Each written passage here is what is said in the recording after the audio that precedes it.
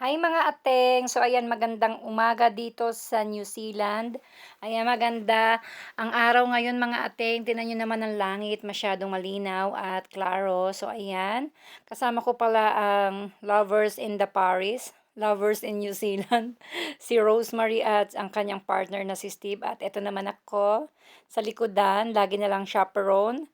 So ayan, pupunta pala kami ngayon ng Hamilton mga ateng. So ayan, nandito kami ngayon sa may Hamilton Garden. So, first time namin pumunta dito at ito, hindi ako masyado nakapag-video kasi sumusunod lang ako sa kanila sa paglalakad. At saka tingnan nyo naman mga ateng, ganito pala ang Hamilton Garden. Marami siyang mazes.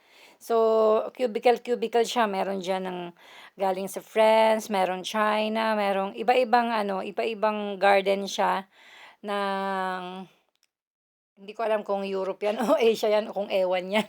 Basta, marami siyang garden dyan. So, ito, pinasok namin. Hindi ko alam kung anong garden to. Bala siya sa buhay niya dyan. Basta maganda siya sa loob. Ayan, parang Korea. Tignan nyo naman. Meron siyang fund. Meron siyang mga bato-bato dyan. Tsaka magandang mga puno. So, ayan. Tapos, ito, may pinasok na naman kami. Hindi ko na naman alam kung ano. Hindi ko kasi maintindihan kung anong mga pangalan diyan, basta ang alam ko bawat cubicle diyan ay iba-ibang lugar. O kagaya nito, garden din 'to. Tapos bago ako pumasok diyan may nakalagay diyan kaso hindi ko nga alam kung ano yung nakalagay mga ating. So ayan, ganito ang pagba-vlog ngayon, walang impormasyon na masasabi. So ito ayan, ang ganda ng fountain na yan mga ating. O see? Feeling ko Chinese 'to, hindi kaya? Kasi tingnan mo, may dragon, may lion. So, ito nga pala yan, yung mga flower dyan.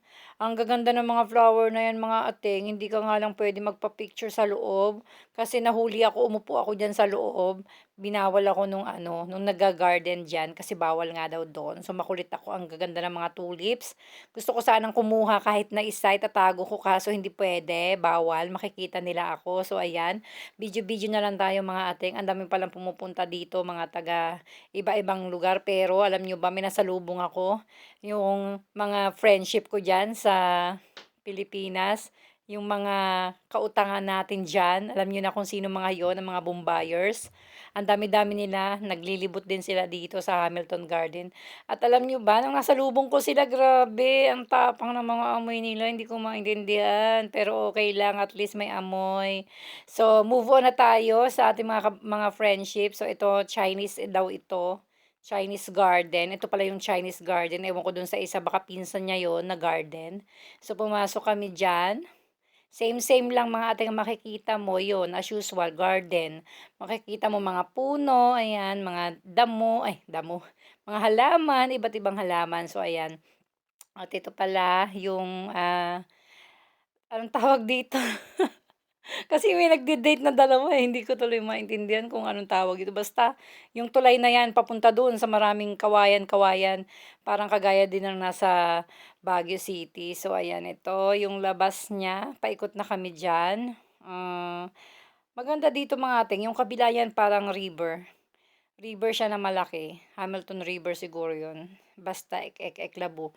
So, ito na. Nasa labas na kami. Paalis na kami dito. Wala akong maraming masyadong kuha. Ewan ko ba kung bakit, ano nangyari sa akin. Hindi ako makablog mabuti kasi nga lumilipad yung utak ni ating dyan. Pero okay lang yan. At least meron akong nakuha na video. At, ayun.